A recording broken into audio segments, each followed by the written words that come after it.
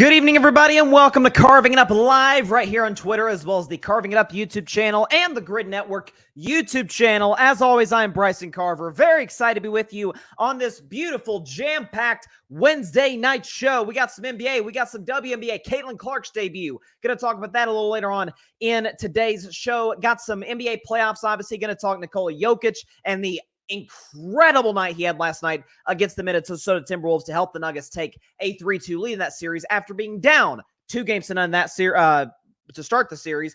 Jalen Brunson, it's what he does, man. 40-point games. That's become what he's known for at this point in the postseason, doing it with a struggling, at least physically, New York Knicks team. Detail that.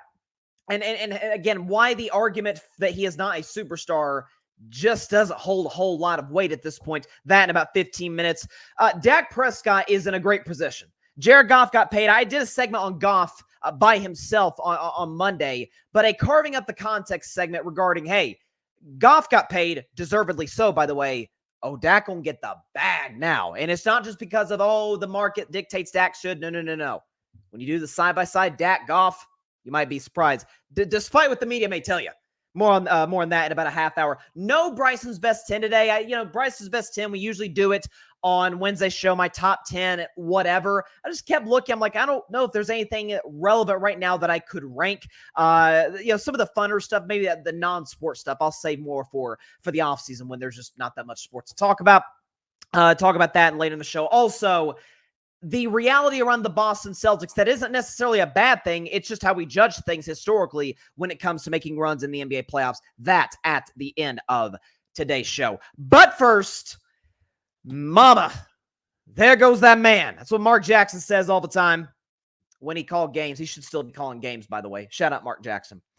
But he would say that about Nikola Jokic if he was on the call last night. Nikola Jokic was simply sensational as the Denver Nuggets won 112-97 last night in Game 5 to take a 3-2 lead over the Timberwolves. This comes, by the way, after trailing 2-0, losing the first 2 games in Denver, Colorado. Now they have a 3-2 lead. In worst case, they'll have a Game 7 on their home floor. But Nikola Jokic, simply sensational. How about 40 points, 13 assists, and 7 rebounds, 15 for 22 for the field, 2 for 3 from three-point range. And by the way, it was a plus 21 in this basketball game. He was simply sensational. And, you see the title of the show today. If you're watching on YouTube and on Twitter, it says a defining moment for Jokic. And what I mean by that is this. We knew he was great. If you didn't know Nikola Jokic was great, you simply have not been watching. If you didn't know he was a championship caliber player, well, you didn't watch last year. If you were like myself and were very, very, very, admittedly, late to the party on, yeah, this guy's one of the greatest basketball players, absolutely, who ever lived. We can talk about his standing historically. I want to save that more if the Nuggets go on to win a championship and go back-to-back, because I feel like it'll be a more appropriate discussion then. As of right now, let's just enjoy this run that him and the Nuggets are putting together.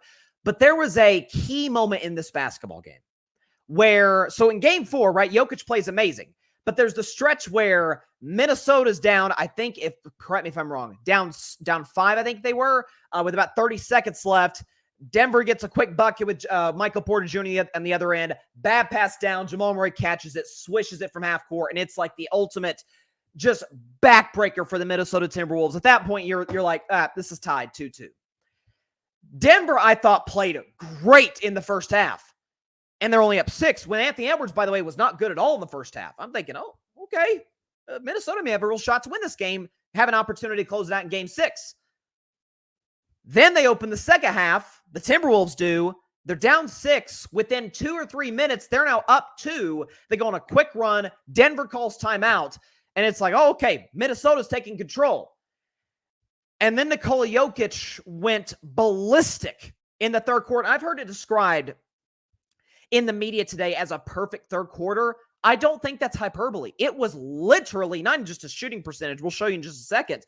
It was literally a perfect third quarter in every sense of the word. Here's what Nikola Jokic did after the Timberwolves took the lead in the third quarter. How about 16 points, 3 rebounds, 4 assists? He goes 6 for 6 from the field, and he's a plus 16 in the third quarter in about 8 or 9 minutes after the Minnesota Timberwolves take the lead in that quarter. He was nothing short of remarkable. And in this game, by the way, you heard me bring out the stat line 40, 13, and 7. Nikola Jokic is truly one of one. And we know among centers, he's the greatest passing big man we've ever seen. That's undeniable. But relative to other centers in the NBA, let's throw out the stat. All graphics provided by my buddy Alfred Parso Jr. All stats provided by our friends at StatMuse. Let's look at Nikola Jokic and what he is doing or has done in the postseason that is so historic. Let's put this up here, okay? 30, 10, and 5 in a playoff game by a center. Nikola Jokic has done that 9 times in his NBA career. Every single center in the history of the NBA since 1965 combined, 5. Kareem, Shaq, Hakeem Olajuwon. Throw out any great center you want to throw out. Nikola Jokic has more 30, 10, and 5 games than all of them put together since 1965. That's what he does. He gets his teammates involved. He scores at will. And that's also what I saw from Jokic. We view his game, accurately, I believe, as like if Magic Johnson or Chris Paul were 7 feet tall. Like that's what they would be. Like maybe slightly less athletic, although Jokic is not, his athleticism doesn't blow you away, but Jokic plays high minutes. He may look all, he may look like he's lumbering around the floor. Dude doesn't look like he gets tired late in games. Like his stamina, his conditioning is off the charts.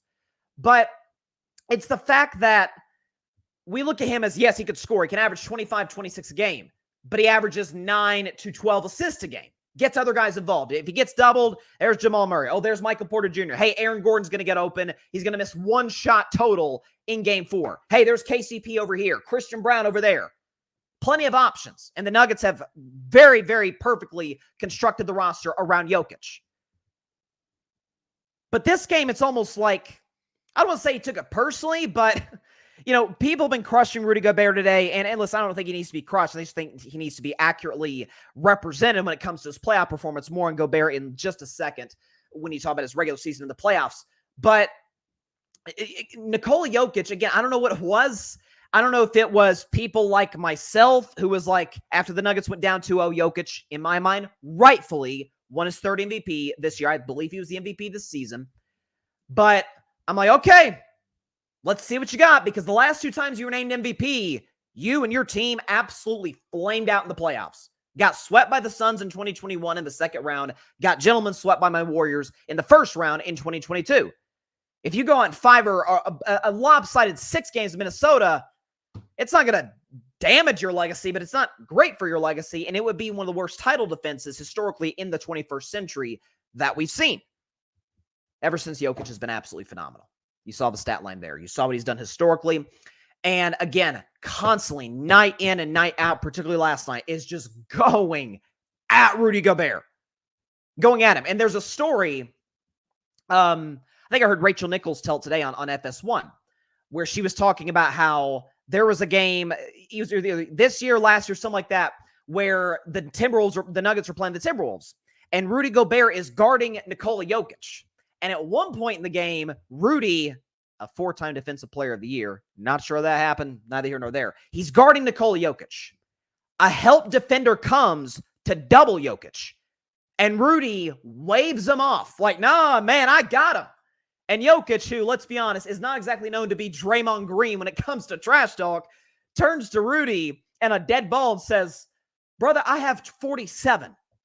Well, last night, he had 40, obviously, as we saw. And again, Rudy Gobert, we could show you stat line. We did this on Monday's show. I don't want to beat a dead horse because I've been writing this from the beginning. But Rudy Gobert defensive ratings since 2016-17, which is the first year he made the playoffs.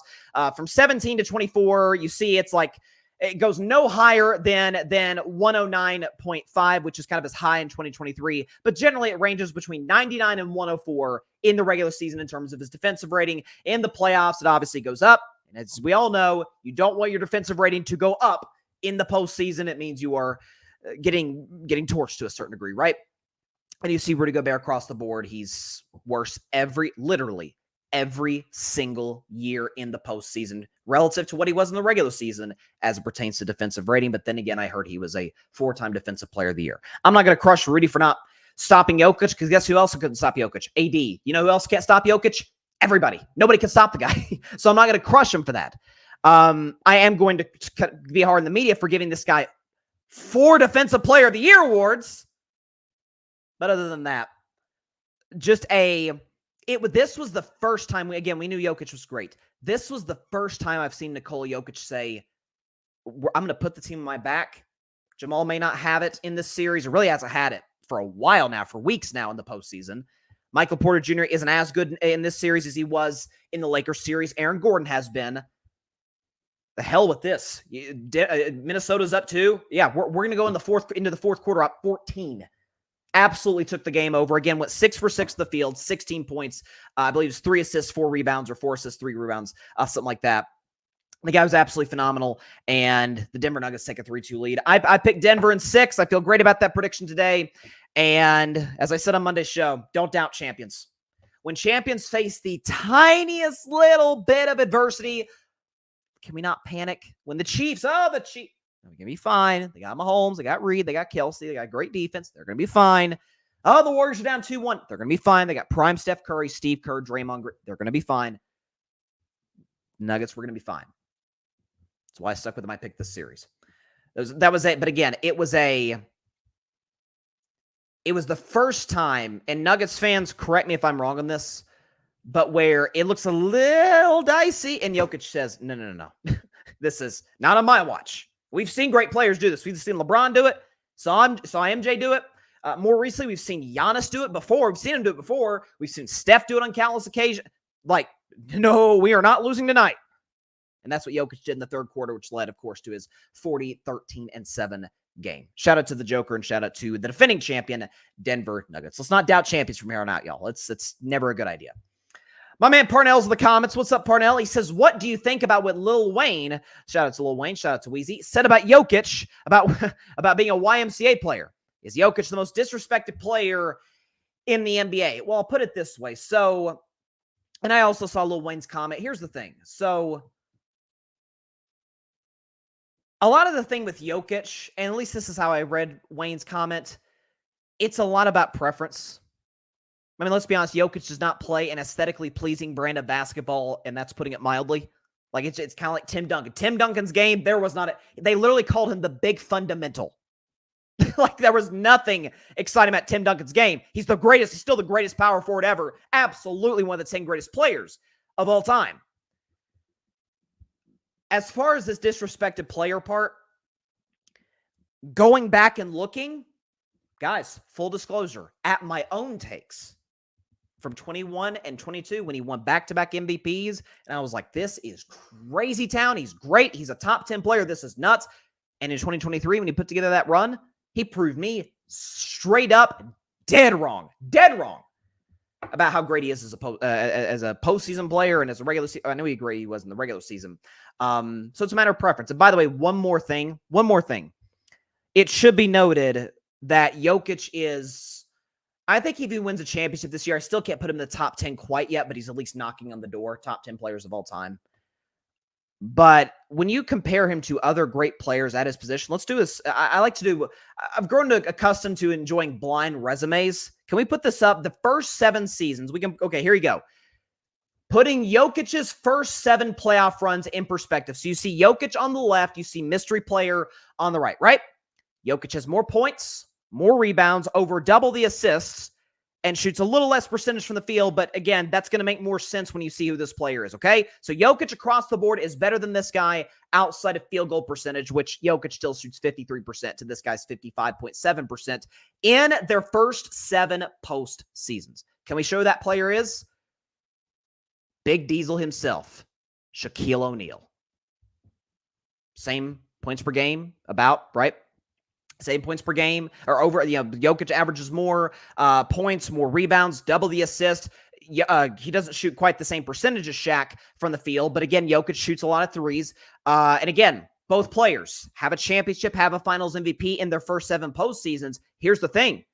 By the end of this postseason, by the end of 7 postseasons for Jokic, he could have 2 championships and 2 finals MVPs. I'm not saying he's like threatening Shaq, he's going to pass Shaq with a championship, but when you talk about the rate, when you talk about the pace, this is what I talk about with Mahomes. Like, when you look at the pace of Mahomes compared to even the pace of Brady, it's like, oh yeah, if he even, not even continues this, because I don't think that's, I should say realistic. You don't want to doubt Mahomes. If he continues to, something along this line, he's going to pass Tom. It's kind of the same with Jokic. So It's incredible what the guy's doing.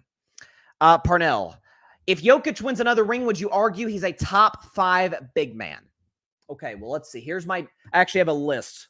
Thank you for bringing that up, Parnell, and I'll keep your comment up here because I do deep in my notes and I can search it super fast. Have my top players of all time. Do we have it? Should have it. Okay. So this is last year. This is for the record. I have not updated this list. This is from last year. I had Jokic. Where did I have him? I had him 22nd over Isaiah Thomas and below Dwayne Wade. Now, obviously, he's moved up significantly with an MVP and another great postseason run. So my top 5 big men, Kareem, I think is undeniable. I don't know how you can argue Kareem isn't the greatest center ever. I don't think you can. To me, Kareem's third best player ever. 6 championships, 6 MVPs. Like Jordan's the GOAT, which I think LeBron's the GOAT. Different story for another day. We can argue another day. Kareem Abdul-Jabbar, as many MVPs, more MVPs than Michael, as many championships, and longer and better longevity. I think Jordan's better, but it's a reasonable discussion. Kareem number 1, Shaq number 2, Russell 3, Wilt 4, Hakeem 5, and then after that, I have Moses Malone. He probably passed Moses Malone, to be honest. He's certainly, yeah. So I would say right now, Parnell, it's certainly a discussion, Hakeem with Jokic. It's absolutely a discussion. And because people forget how, like, the thing with Hakeem was he was a great offensive player. The guy might be the greatest defensive player who ever lived. Like, that does add on to your legacy as well. But it's a discussion. I mean, if he, last year's postseason run, and I did a segment on this last year when the Nuggets won the championship. If you look at Jokic's statistical output compared to other finals MVPs in the entirety of their run, it's one of the 5 greatest individual runs ever. Just statistically, again, no context, just the stats. If he does that again and faces Boston, who, no disrespect to Miami last year, but Boston's certainly more talented than the Heat was a year ago, or the Heat were a year ago. I'm telling you, it's a legitimate discussion. Jokic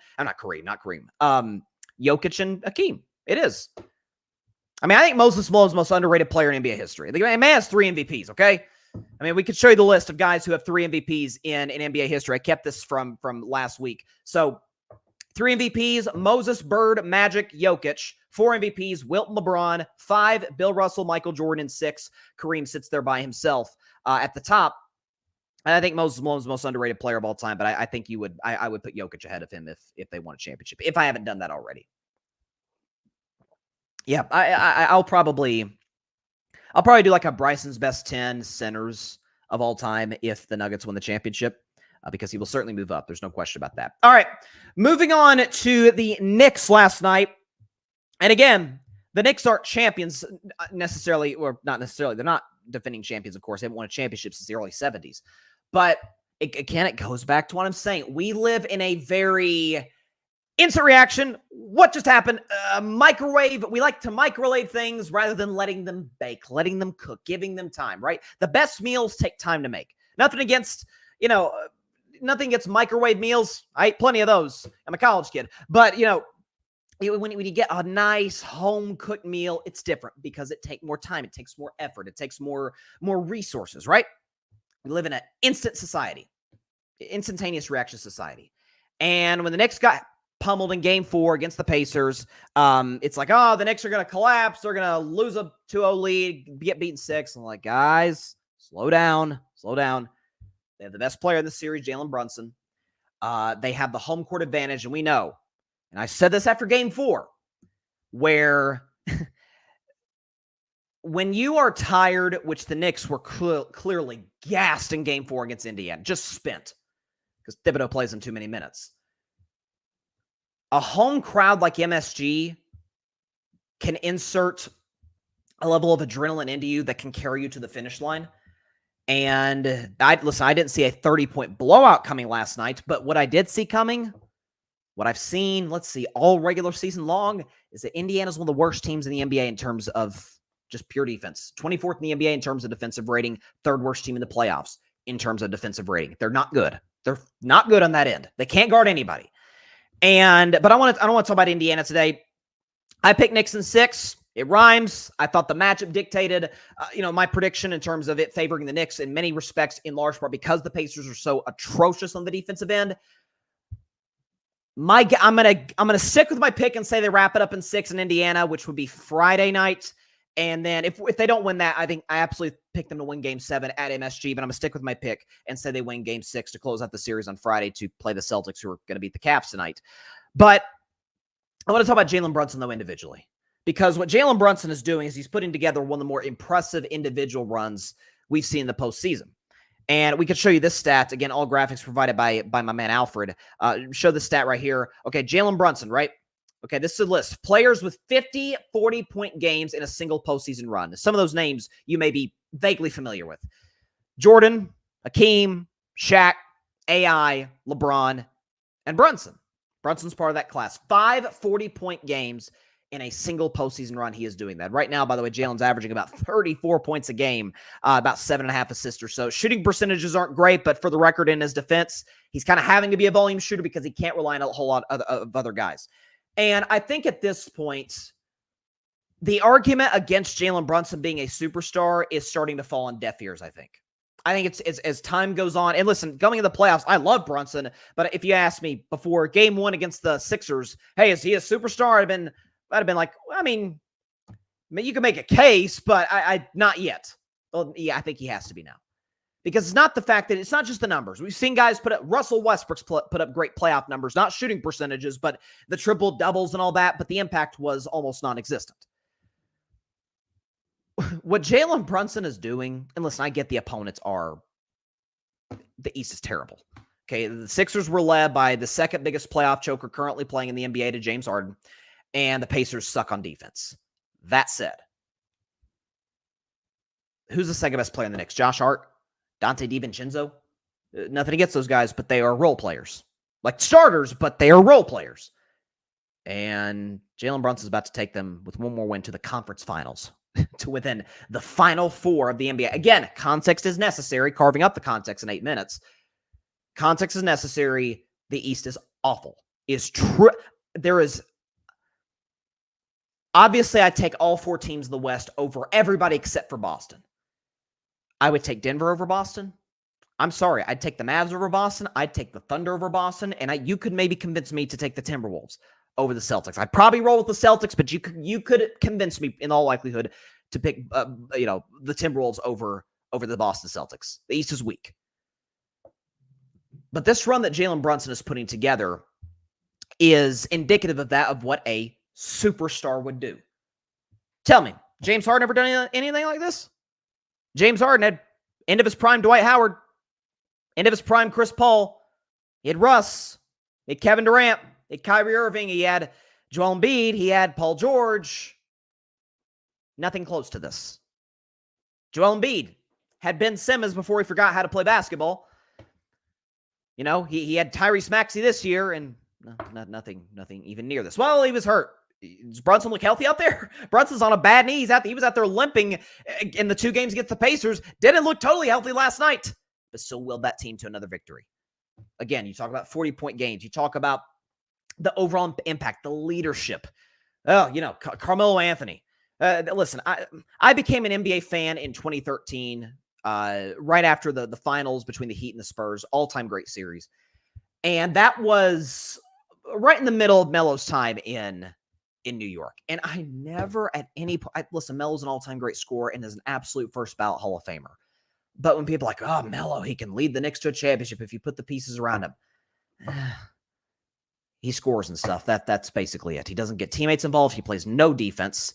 Even the one teammate who did seem to be on the come up briefly, obviously, Linsanity, he was like, no.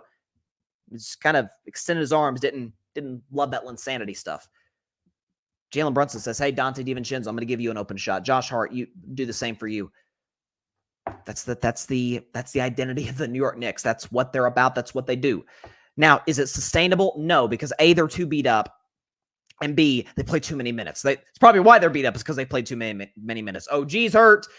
Bogdanovich is hurt. Julius Randle's hurt. I mean, they are decimated right now. I mean, Miles McBride and, these guys are Alec Burks, are Precious Achua are important players in a rotation that's about to get to a conference finals. And listen, it's not, I checked the numbers today. It's not equivalent what Jalen Brunson's doing to what LeBron did in 2018, where the opponents the Cavs faced weren't that good, but the Cavs were probably worse outside of LeBron, of course.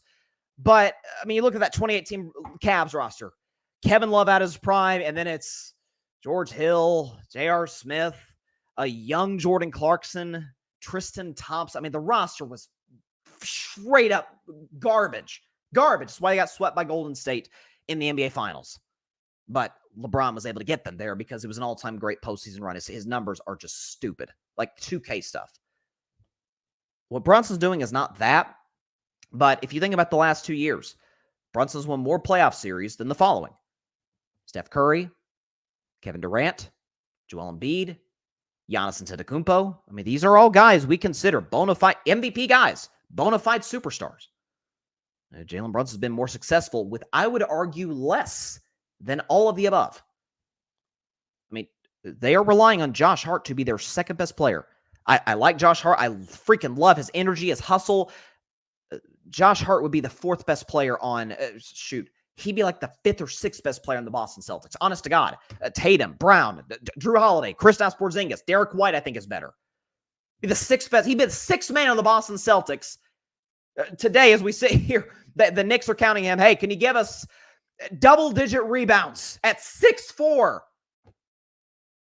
Is it sustainable? Absolutely not. Boston's going to rock them because of the lack of health. And again, just the overall exhaustion of the Knicks.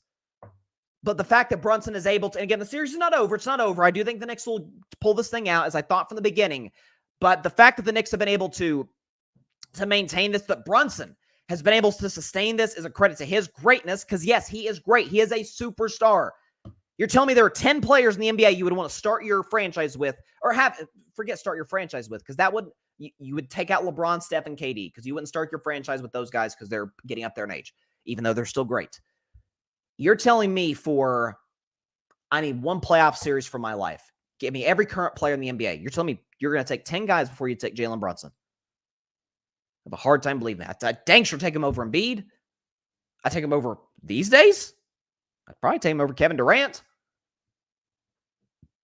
So we have to be honest about what we're seeing with Jalen Brunson this Knicks run. And it's, again, when you talk about the lack of depth, the lack of size, the exhaustion, and they're about to go to the Eastern Conference Finals because Jalen Brunson has 5 40-point games this playoffs. Again, in a single postseason run, only 5 other guys have done that. MJ, LeBron, Allen Iverson, and who was the other guy? Could we put up a stat back up here? It's Shaquille O'Neal and Hakeem Olajuwon. That's the list he's a part of. It's incredible. It's truly, truly incredible. Oh, see Guido's got to ruin this. Brunson is the Josh Allen of the NBA. Well, listen, he will actually surpass Josh Allen in conference finals appearances, to his credit. You know, this will be Brunson's second conference finals. Now, he was the number 2 in Dallas, in fairness to Luka 2 years ago, but still, you know, it's worth having a conversation about. I'm just saying. Does he have more postseason wins? A series, obviously, relative to games in the NFL in the last 2 years. Josh won 2 playoff. Yeah. If the Knicks close this thing out, he'll have more playoff series wins than Josh Allen has playoff wins. Now, in fairness, Josh lost to quarterbacks that are better than him. Mahomes, obviously, and Burrow, in fairness. But in the Knicks, the East is very, very weak. Very weak. But, yeah, by the way, that's an inside joke for those of you that don't know about the Josh Allen stuff, because Mike Guido claims, and we won't even get into it. You know, I don't even want to throw Mike to the wolves like that, because I like him too much, even though he's a Cavs fan and a Yankees fan and doesn't like Dak. Like, I don't know why I like Mike, but I like him. But, you know, Mike has talked about how Josh Allen is the NFL equivalent to Kobe Bryant. And what his argument is that essentially Kobe was at times inefficient, took bad shots. His decision-making in general was not always great. That's Josh Allen. But the talent is obvious, which he likens to Josh Allen. To me, the big area where forget the accomplishments, like that's stylistically, you can compare people, one who's got all the accomplishments in the world and one who doesn't. You can compare them. But I mean, the Anthony Edwards Jordan comparisons as far as their game, those are, you can see it. It's right there. It's the expectations that are unfair for Ant. But when you talk about Kobe's decision making was not always great. Matter of fact, it was poor at times. Josh Allen is WTF are you doing at times? And even still, he's not as efficient as Kobe Bryant was. It was a roller coaster. I love Josh, top 5 quarterback, but my gosh, all over the place. I feel like Matthew McConaughey doing that. McConaughey does those videos. He makes he'll snap or he'll whistle. Yeah, I don't know. I felt like McConaughey there. All right. Anyways, this is from Shams. Mike, I hate to tell you, buddy. Karis LeVert, Jared Allen, Craig Porter, and Donovan Mitchell are all out for Game 5 against the Boston Celtics. The Celtics is still minus 15.5. Yes, it is. I would take that. Now, I predicted Boston to win by like 30 in Game 4 after Donovan went out. They ended up winning by 7. Cavs, to their credit, kept the game close throughout. Again, it's classic Celtics playing down to their competition, but when back against the wall, I've done the Tatum segments before. They've been pretty good over the last few years. And listen, they'll wrap this thing up tonight. I said coming in the playoffs, they won't have more than 2 losses coming in the conference finals. And looks like that'll be so. They'll go and close Cleveland out tonight at home. Boston's not a good home team in the playoffs, but they're not losing to Cleveland tonight. That's not going to happen. Mavs Thunder Game 5 though. It's going to be good. I picked Mavs in 7. I'm going to go Thunder win tonight, and then the Mavs win the last 2. That's what I think is going to happen. Luka's going to rip the hearts of the Oklahoma City Thunder. Mike, congrats to Tim Barnard. Yes, Tim Barnard, Boston Sports Summit. I don't know if he's doing a show tonight or not. He may be here on the Grid Network. Check out his stuff. All things Celtics, Bruins, Patriots, and Red Sox, by the way, walked it off last night against the hated Tampa Bay Rays. That was fun. In extras. That was a fun game last night at Fenway. But yes, Tim Barnard is going to have the upper hand over you because the Celtics are going to knock out the Cavs. Anywho's it. Mike, I know you're going to love this segment. I'm sure the audience will as well. So, the segment I do every Wednesday called Carving Up the Context. Essentially, I look at a story, trying to look deeper than what meets the eye initially and make it into a segment on this show. So, I talked about Monday briefly because the news broke about an hour and a half before the show on Monday that Jared Goff had signed the $212 million 4-year extension with the Detroit Lions. And I was like, absolutely pay him. And, Hendon Hooker, my man, go Vols, is probably going to get traded now. I want to see the kid get an opportunity elsewhere because there's a lot of things about that kid I really, really like. He's not going to be a superstar or anything, but I think he can be a starting NFL quarterback. And then the last takeaway I had was Dak Prescott is feeling good about himself. The more I looked, I think Dak's actually feeling better than I thought on Monday's show. So, as the head coach of the Colorado Buffaloes, primetime Deion Sanders says, "Give me my theme music."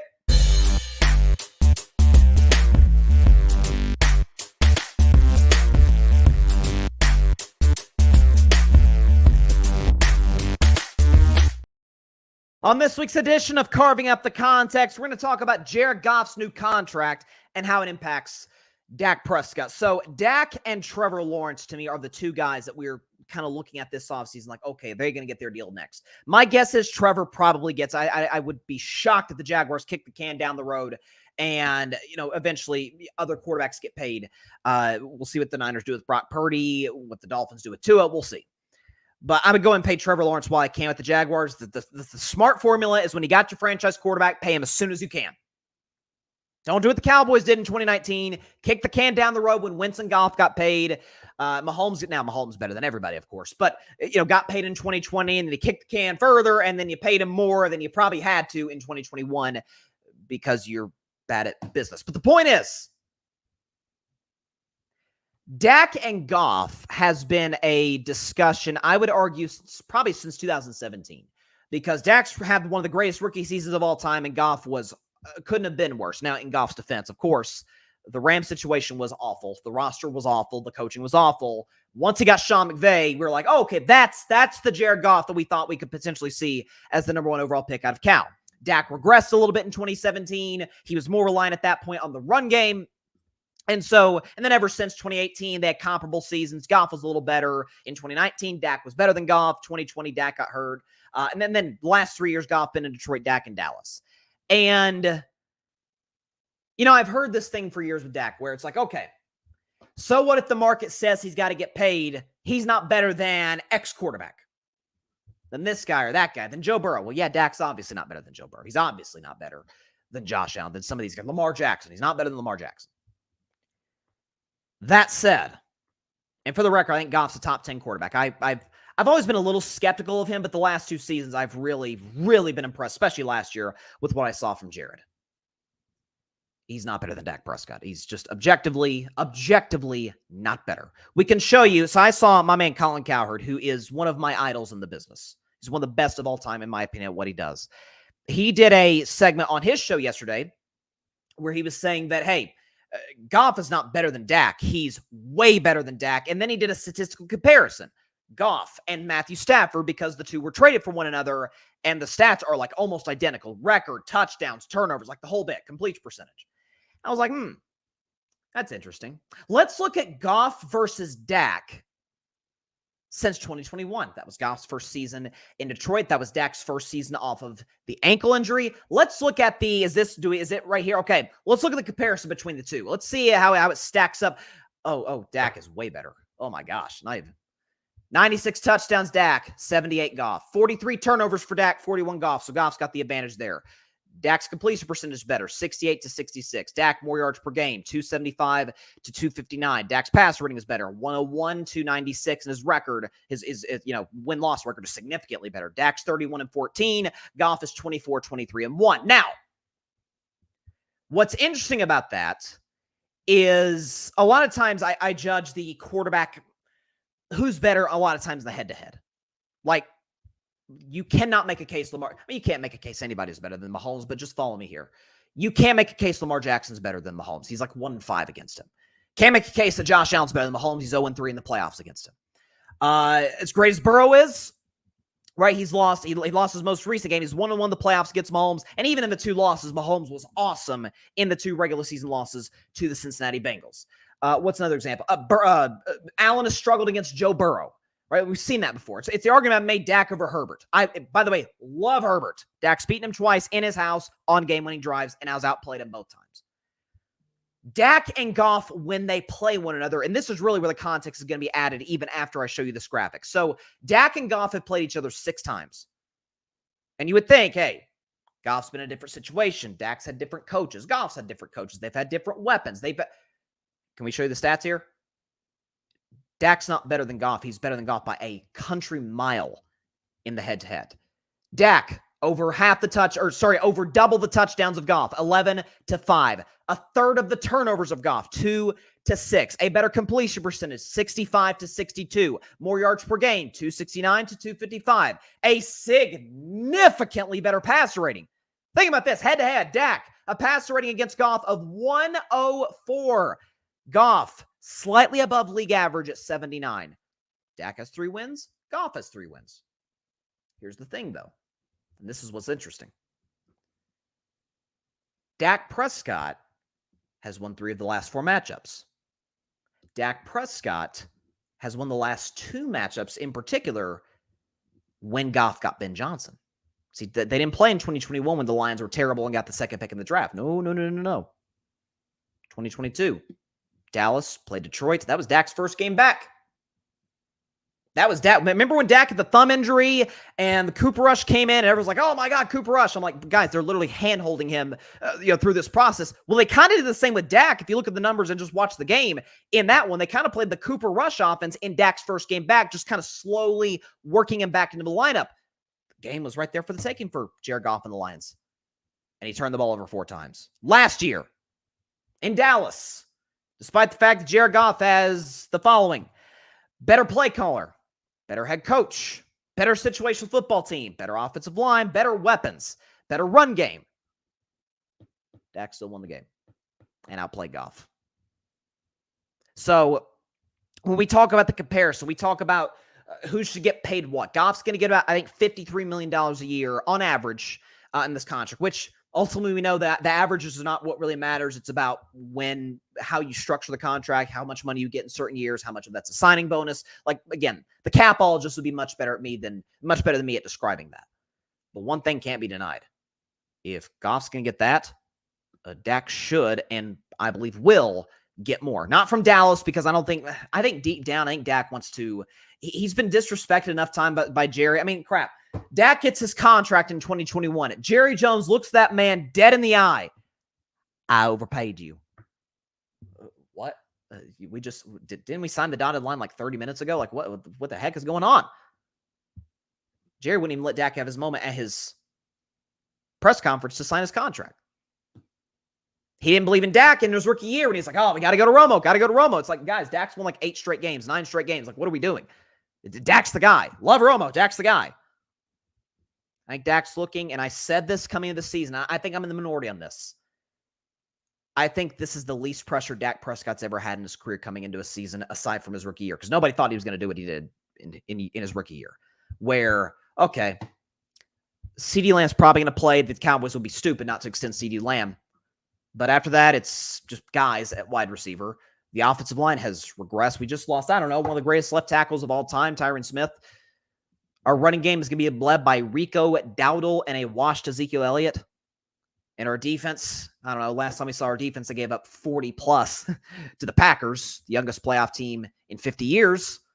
And my head coach is on the last year of his deal, and none of us really trust the head coach. And the play calling suspect, often, especially late in games, situationally, they don't rely at all on analytics. What kind of pressure do I got? Play well, do my thing, throw my 30 touchdowns, get my 100 passer rating, and get the bag elsewhere. There's a team, the Cowboys play in week 5. If you're watching on YouTube and Twitter, you can see the hat I'm wearing. If you're listening to the show, I'm wearing a Pittsburgh Steelers hat, and I have to say that Dak in Pittsburgh, tell you what, you got the running game, Najee Harris, Jalen Warren. You got George Pickens. Listen, CeeDee Lamb's awesome. It's top 5 receiver in the game, top 3 receiver in the game.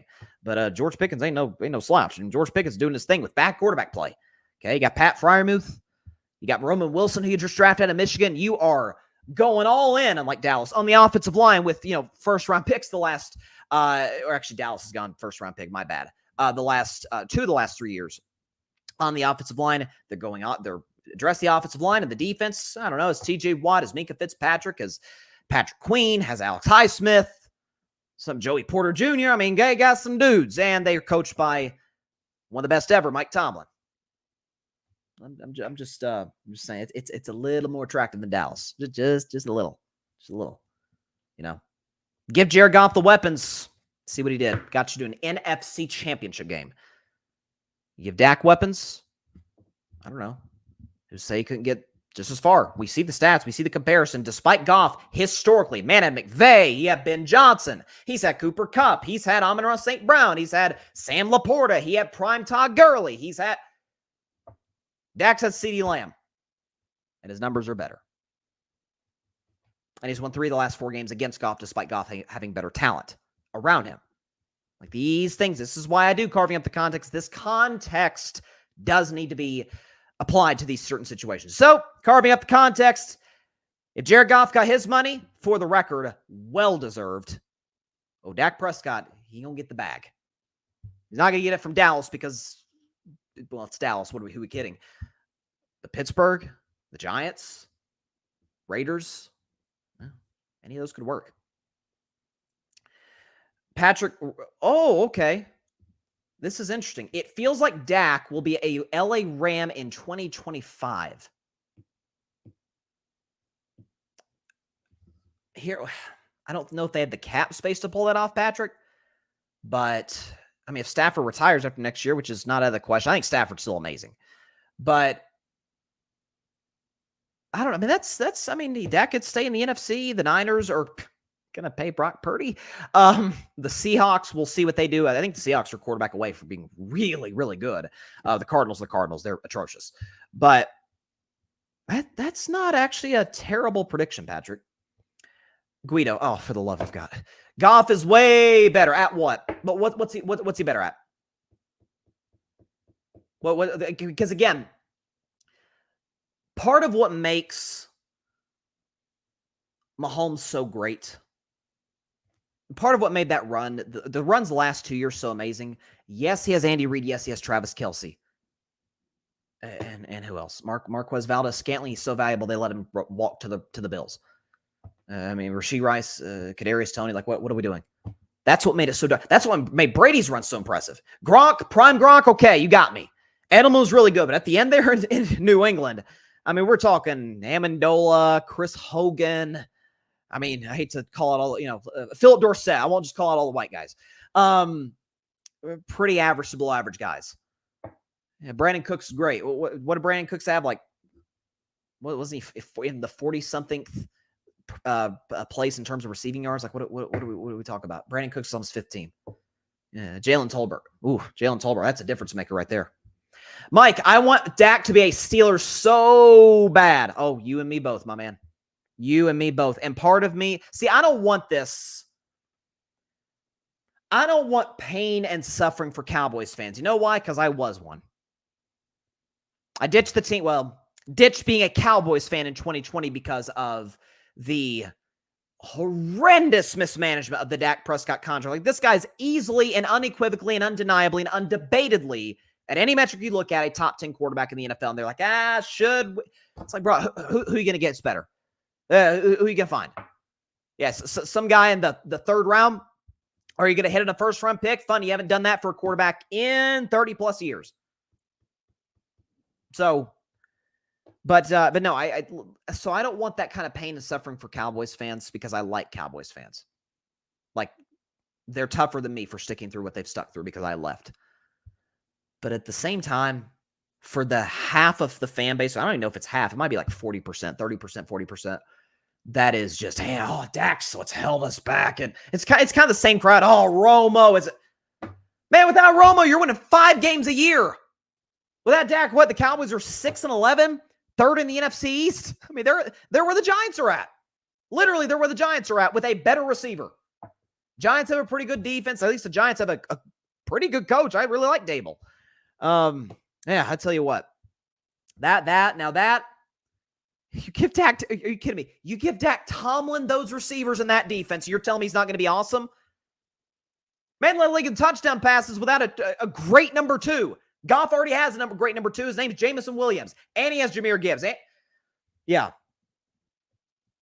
It's funny. You give a quarterback a running game and actual weapons, a quarterback of Goff's caliber. Oh, all of a sudden, what a shocker. He's got a 17-point lead in the NFC title game. And his defense is who blew it. Patrick, Rams are better in drafting, coaching, roster construction, and will spend the money to win now, worry about the salary cap later. And guess what, Patrick? You know what we've learned the last 2 years? The Rams coming into last season, especially given the Stafford injury, the Cup injury, Donald was on the precipice. We knew he was pretty close to retirement. We were like, okay, yep. They went all in, F them picks, got their Super Bowl, so it was a success. You can't say anything bad about the Rams. But now they're going to have to kind of, so to speak, take their medicine on this. It's like, no, we're going to ace the draft. We're going to get Puka Nacua. We're going to upgrade the defense. It's like, holy cow, they're right back in the same position. It's like, well, they lost the first round. Yeah, they lost by a point because they couldn't score in the red zone against Detroit. Like, I'm of the belief that the Rams, I think, are in a good position to make the NFC title game if they beat the Detroit Lions. And I really like the Rams coming into this season, even with the loss of Donald. But yeah, you're 100% right, Patrick. Plus, LA is a bigger market than Dallas. I don't know if that necessarily is. I mean, Dallas isn't as big. The city of Dallas is not as big of a market than LA. Only New York can compare to that. But at the same time, Dallas is the most valuable sports franchise on planet Earth. So, but again, this was salary cap. This isn't, the Yankees, the Red Sox, and the Dodgers of Major League Baseball. There's no salary cap. Patrick, Dak's postseason shortcomings have been detrimental. If Dak leaves, it wouldn't hurt my feelings. I prepared a year in advance. When it happens, no angry energy for me. You're talking about to the Cowboys or to Dak? The angry energy, so to speak. Because, again, what I've said is people forget. We often I'm going to go here. In politics, in American history, in sports history, we so often just disregard history when it often does end up repeating itself. Matter of fact, I may have the list, actually. Because I often save my notes for future reference. Okay. Anybody remember the names of the quarterbacks between Aikman and Tony Romo? And keep in mind, that was almost a decade. Quincy Carter, Anthony Wright, Ryan Leaf, Clint Stoerner, Chad Hutchinson, Vinny Testaverde, Drew Henson, Drew Bledsoe. Any of those guys I mean, Bledsoe's hilarious and all, and by the way, was a really good quarterback. Obviously, before Brady infamously replaced him. But that's the reality the Dallas Cowboys are going to be in. Well, we can draft one. Who says we can't draft one? Because you're Dallas. Just like you're Washington. Just like Washington prior to the new ownership. Oh, Kirk, I don't know about Kirk. Yeah, they shouldn't have moved on from Kirk. You want to look at the quarterbacks since Kirk Cousins? They're not very good. None of them. They're hoping Jaden Daniels, and from what I'm seeing, again, new ownership makes all the difference in the world. From what I'm seeing from Jaden Daniels, oh boy, this kid's coming. But poorly owned teams don't get franchise quarterbacks. They just don't. Houston's one of the few exceptions. I don't think Houston's well owned, but they are well managed in terms of the front office with the GM and president of football operations. But okay, Patrick, Dak. I won't have a negative injury. Energy. My bad. I will sit and watch every fan go AWOL for Cooper Rush. I don't think they'll go to Cooper Rush. I think they'll go to Trey Lance, which to me would be the ultimate mistake if you're the Dallas Cowboys, because I think we often forget this. By the way, for the record, and then we'll move on because I've been on this Dak topic for probably more than is necessary. I was high on Trey Lance in 2021. I said then that Trevor would be the best quarterback in that draft, and that's ended up not being that good of a draft. So it's not saying much, but Trevor's obviously exceeded everybody else in that draft. But I thought Trey Lance would have the best career because he was going to San Francisco. So, and this is not a shot at Brock Purdy. This is a little shot at Jimmy G. But if Jimmy G can get that franchise to a Super Bowl and you can't even beat out Sam Darnold in camp, if you're Trey Lance.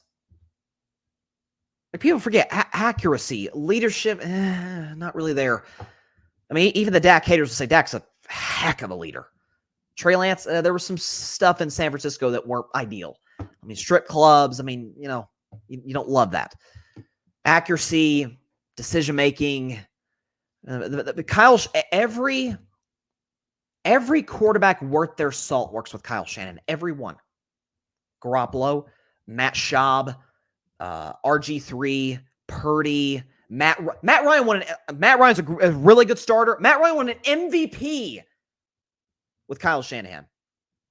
Trey Lance couldn't beat out Sam Darnold in the Shanahan offense with the Shanahan weapons. You're telling me he's going to work in Dallas? Are you freaking kidding me? You'd be much better off at least taking a chance on the guy who you don't know if he works or not. I know Trey Lance didn't work. If Trey Lance hadn't been successful with the Jets, it'd be like, oh, okay, the Jets, it's where young quarterbacks' dreams go to die. Like, you give him a shot. Man couldn't work with Shanahan. So I think that would be a horrible, horrible decision by Dallas. I hope they do, kind of. Just to see, hey, this is, my friends, this is what life after Dak's going to look like. Especially with Jerry Jones running the operation. And the last two franchise guys in Dallas, they lucked into both. Romo was undrafted, Dak was a fourth rounder, and Jerry Jones infamously wanted Paxton Lynch and Connor Cook. Who I'm not even sure, I know Paxton Lynch is in the league. I'm almost certain Connor Cook's not in the league anymore. Over Dakota Prescott. So, what do I know? Dang, that's, you know what?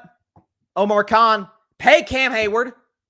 This just came in from Jeremy Fowler that Cam Hayward is holding out a voluntary camp for a contract extension. Omar, you better pay my guy, okay? This guy has been an absolute rock with the Steelers organization for over a decade. Man's the reigning Man of the Year winner in the NFL with Dak Prescott, by the way. And you got to pay this guy. He's leadership on the defensive side of the football. You got to pay him. You got to pay him. Come on now. All right, let's transition now to Caitlin Clark because she made her debut last night for the Indiana Fever against the Connecticut Sun, and the Fever, no surprise because there's a reason they had the number one overall pick to get Caitlin Clark, lost the basketball game 92-71, so it wasn't particularly close. Caitlin in this game went 5 for 15 for the field, 4 for 11 from 3, 0 rebounds, 3 assists, but did score 20 points. She did go 6 for 6 from the free throw line. So you saw at times, there was a video at halftime of the game where with the Fever, how much were they down by at halftime? Double digits, something like that. Where Aaliyah Boston, who, funny enough, who played at South Carolina, Caitlin Clark eliminated and ended the college career of Aaliyah Boston in the Final Four back in 2023. They're teammates now. Aaliyah Boston was the Rookie of the Year a year ago with the Fever. Now they had Caitlin Clark, and you have to imagine it's a great draft class, but it has to be the odds-on favorite to win Rookie of the Year in the W. So, again, this goes back to what I said with the Knicks today, what I said about the Nuggets on Monday's show, that anytime something goes ever so slightly awry with somebody, all of a sudden it's like this referendum on them where it's up. Yep, told you they weren't good. Yep. Which I don't know if that's been the total reaction to Caitlin, but it's been like, yikes, not a great rookie debut, Caitlin. I mean, she did score 20. The Vegas over-under was 20.5. I mean, she came a half point short of that. Now, was she efficient? No. She was 5 for 15 from the field and 4 for 11 from 3. She only had 3 assists. I predicted Caitlin this year would average 19.6 assists and shoot around like 40, little mid to low 40s from from the field, and about 38% from three-point range. That was my prediction for Caitlin on Monday's show going into her rookie year. So I do think she exceeded the points per game. You'd like her to be a little bit more efficient. But we've seen rookie debuts in the past. My guy Colin Coward brought up today. Victor Wembanyama had 15 points at 7 feet 5 inches tall as the greatest prospect arguably in NBA history. Like, it takes, and we saw Wemby at the end of the year where it's like, oh my God, this guy, oh my God. Now that's the guy we thought we were getting in San Antonio. By the end of the season, by September, and listen, I don't think the Indiana Fever are going to make this long postseason run because, again, even with the Leah Boston, there's a reason they got the number 1 overall pick to get Caitlin Clark. It's going to be a slow build. It's going to be a process. It's going to be, but once they eventually get to that, Caitlin's going to be a superstar. Thing is, her debut's tomorrow. By the way, her home debut, rather, is tomorrow. Who do they play? They play the Liberty. Now, the Liberty made the WNBA Finals, lost to the back-to-back champ Aces. The Sun, Connecticut Sun, made the WNBA semifinals. They were essentially in the Final Four of the WNBA playoffs a year ago. So, again, it's no surprise they won. They were supposed to win. They were favored to win.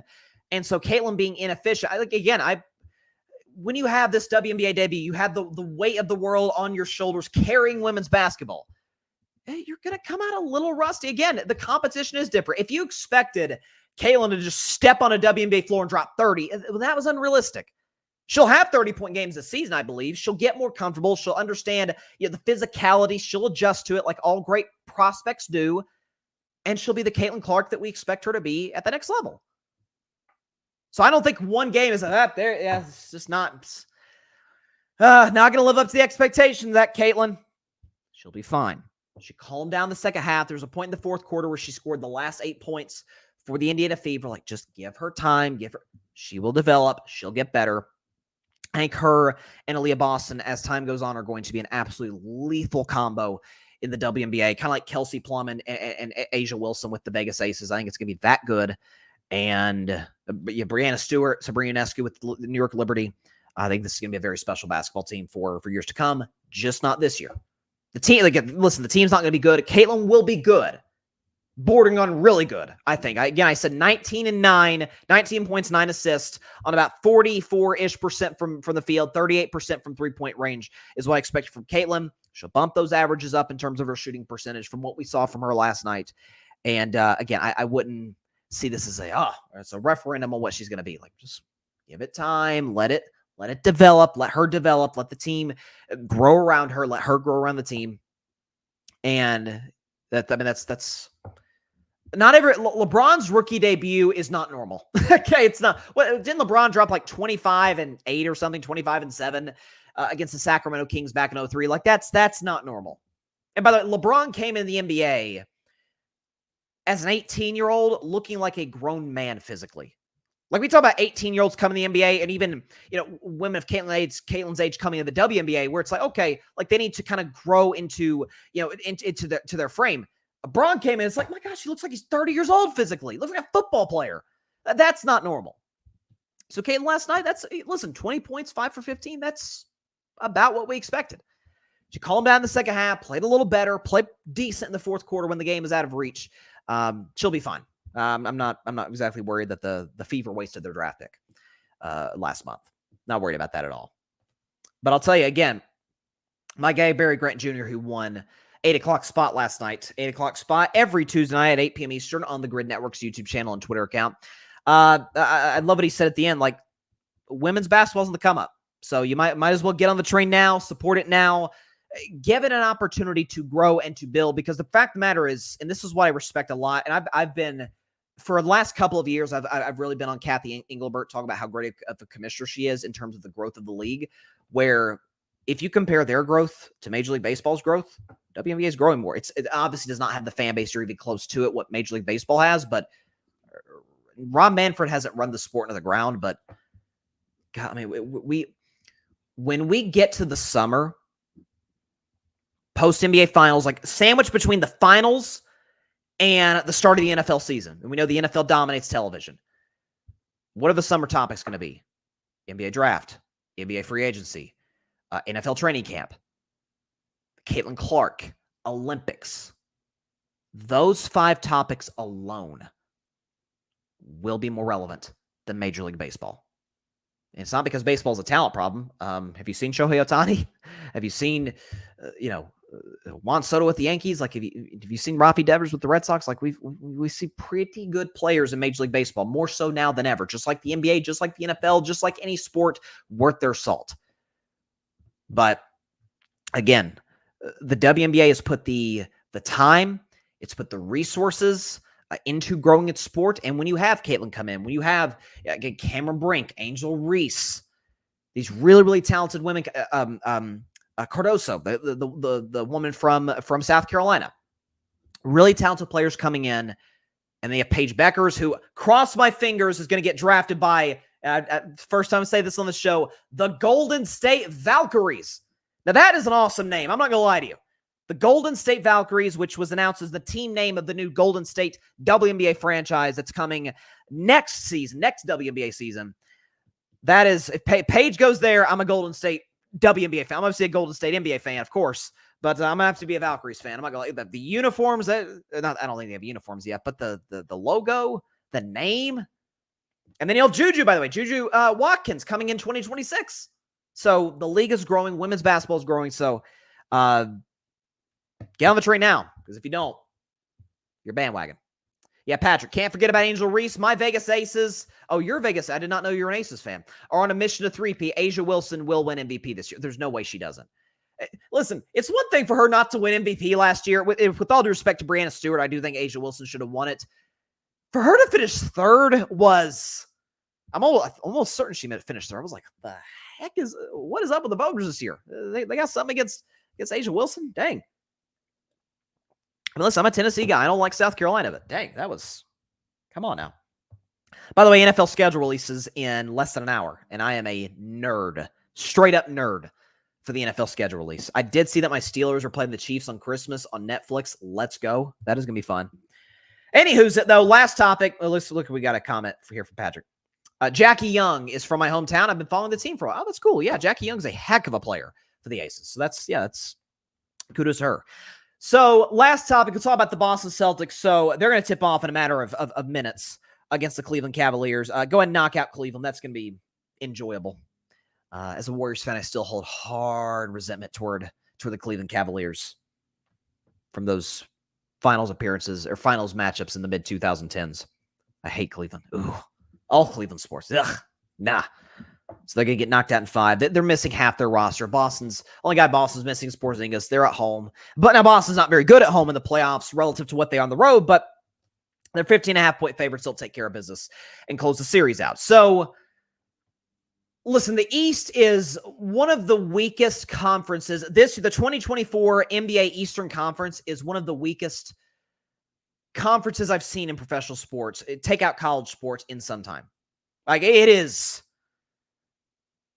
The Knicks are missing half their roster. Josh Hart's their second best player. Listen, Brunson's awesome. Like, he's a superstar. I talked about that earlier in the show. And they're going to make the conference finals. They're going to be 4 wins away from the NBA's biggest stage. Here's the thing with Boston, that this could almost be a carving up the context segment here. Nuance does matter. Context does matter.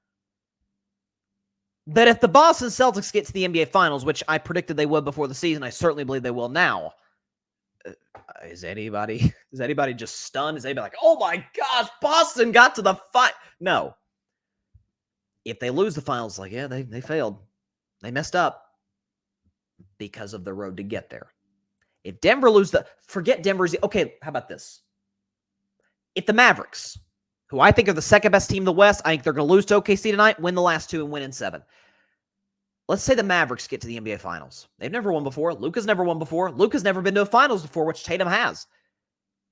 and the Celtics beat the Mavericks, are we going to be like, ugh, failed run for Dallas? I mean, the players will be disappointed. The organization, the fans will be like, dang, we got so close and we couldn't pull through. Yeah, but it's also, oh my God, you see their run? They had to get through I know it's the Clippers, but they had to get through Paul George and the Clippers. They had to get through Shea and the Thunder and Jokic or Ant in the conference finals. And listen, that was a hard run. It reminds me a little bit of my 2015 Golden State Warriors. First round, you play Anthony Davis and a bunch of guys, and Drew Holiday was injured that series with the New Orleans Pelicans. Okay, that was the Warriors were never losing that series. They swept them. Then they played the Grizzlies in the second round. Now, that was the grit and grind Grizzlies, the best version of the Grizzlies with Conley, Gasol, Randolph, Tony Allen, one of the greatest guard defenders ever, by the way. But Conley was injured. Steph and the Warriors took over that series in games 4, 5, and 6. But Warriors were certainly the superior team in that series. Then they play the Rockets. Harden was second for MVP, but it is playoff Harden, and Dwight Howard struggled, and the whole Houston team struggled. Warriors won that series easily. So it was kind of like, you avoided San Antonio. You avoided the Lob City Clippers. Like, you kind of got about as easy of a road to the finals as you could have. You better finish the job. They face the Cavs. Well, Kyrie's out. Love's out. Still got the ring.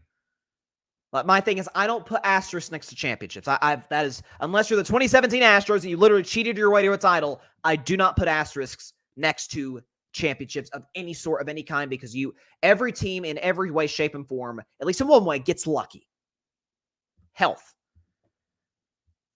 But if you don't win the finals, it's like, okay, they had about as easy of a run as they could have possibly gotten. Denver had to go through the Lakers, LeBron and AD. They had to go through the Timberwolves and Edwards and the great defense of Minnesota. Then they had to go through either Shea or Luka. If they lose, well, okay, it's a hard run to get there. Boston, you get the Heat without Jimmy Butler. You get the Cavs without Donovan Mitchell for the last 2 games and a bunch of Cavs players in Game 5. And then you get the beat-up Knicks or the awful defensive team, which is called the Indiana Pacers. It's like, yeah, if you don't get to the finals, it is a disaster for Boston. It won't be a disaster if they lose the finals, but it's about the best chance you could have gotten. Now, if they win the championship, I don't want to hear it was an easy run. They won the championship. They beat Denver, or they beat Minnesota, OKC, or Dallas. They beat a darn good team in the finals. Either way, whoever they face, Tatum deserves credit. Missoula, who I've been very critical of, will need some love and respect. Jalen Brown, Drew Holiday will have a second ring. Like, we'll need to give Boston the respect. I don't want to hear about the easy run. We've seen teams have easy runs, end up winning the championship. They got the championship. We asked them to do that. They did it. But if they lose the finals, again, it won't be a disaster. If they lose the conference finals to the beat-up Knicks or the Pacers, it's like, oh my gosh, you got to be kidding me. But it is you won't get a better chance in this year. You had the best record in the league. Tatum was great. Jalen Brown was an all-star. You got Drew Holiday. We'll see if Porzingis comes back, but you got Porzingis. And Derek White has had a great year for Boston. The bench has been serviceable. And you weren't able to finish the job. So I think there's no more pressure on any team in the playoffs than the Boston Celtics, the teams that are left at least, because at Denver, if they don't go back-to-back, okay, the team hasn't got back-to-back since the Steph KD Warriors. Okay, it's hard to do. If the Thunder don't win it, they're kids. They're going to be back. Dallas, okay, that's another run. Luka Doncic, I think, is going to win this series. The Mavs are going to win this series, in my estimation, and that'll be another conference finals or potentially a finals. The Timberwolves. Well, Ant's 22. Like, he's going to have plenty of time to go to more finals potentially. The Knicks, there's no pressure. The Knicks are not winning the finals, not getting to the finals at least. The Pacers not going to the finals. The Cavs obviously are done. So you win the title. I don't want to hear the disrespect for Boston. They won the title. They did what we asked them to do. But if they lose with the easiest run of the finals, maybe in history, there's going to be backlash, and rightfully so. So that's my take. Nuanced take on the Boston Celtics. There you go. So, yeah, Cavs and Boston just tipped off. It's very early in the game. It's like 6-3 Boston. They'll roll. By the way, NFL schedule comes out tonight. I'll give reaction to that on Friday's show, which will not, it may be live, may not be live. I got to check and see. Again, I'll keep you on the loop about that. But Yeah, there you go. That's all the time we have for today's show. Appreciate everybody stopping by. As always, be sure to catch Carving It Up Live on Friday, presumably at 6 p.m. Eastern, 3 p.m. Pacific time, right here on Twitter, as well as the Carving It Up YouTube channel and the Grid Network YouTube channel. Of course, be sure to like, share, comment, and please take 2 seconds out of your day. Hit that big red subscribe button down there. It helps the channel grow exponentially. We are trying to get to 1,000 subscribers. We are 12 away, ladies and gentlemen, 12 subs away from 1K. I didn't mean for that to rhyme, but it just did. 12 subs away from 1K. So if you have subscribed, thank you so much. Please tell everybody you know, your friends, your family, everybody but your sleeping cat. Do not tell your cat about Carving It Up while they're sleeping. They can't subscribe to the show anyway, so it doesn't matter. But tell everybody you know about the show. If you have not subscribed, hey, just takes a couple seconds. If you're here on YouTube, hit that big red subscribe button down there, and boom, you're part of the Carving It Up family. Just as importantly, be sure to go subscribe to the Grid Network. That is GRYD, the Grid Podcast Network, right here on YouTube, as well as any and everywhere you get your favorite podcasts, be it Apple Podcasts, Spotify, iHeartRadio, Google Podcasts, any and everywhere that you get your favorite podcasts. We dare to be different at the Grid Network. Check out our stuff on the website, on the YouTube channel, all podcast platforms. Definitely check 8 o'clock spot. We got some, had a fun show last night, Carving Up, of course, but check out our other amazing content creators on the Grid Network. See you on Friday. I'll keep you on the loop for what time the show's going to be. And then we'll do some NBA stuff, NFL schedule. Can't wait. Caitlin Clark's home debut. Can't wait. It's going to be a fun one. See you then. Stay safe out there. Please also, almost forgot, please be sure to take care of your physical as well as your mental health. And please, please, please be sure to contact your local state representatives and senators to demand change for gun violence in America. Doesn't matter where you lean, right, left, center. It's an issue that impacts every single one of us as American citizens. And no matter what anybody on either side of the aisle tries to gaslight you on, oh, this isn't really that much of a problem, or, oh, there's only one solution to the problem. Both are nonsense. There's a number of solutions to this massive problem. And let's do our duty as American citizens to do what we can to address it, because it needs to be. All right. See you on Friday. Caitlin Clark home debut, NBA playoffs. Nuggets will probably close out the Timberwolves by then. Be fun to talk about that. See you then. God bless y'all. Peace out. Steelers and Chiefs in Christmas. I love it. Happy holidays. Thanks so much for watching the show on YouTube, and be sure to go click that big red subscribe button and check out the other clips and full shows from Carving It Up Live, as well as our other incredible content creators here on the Grid Network.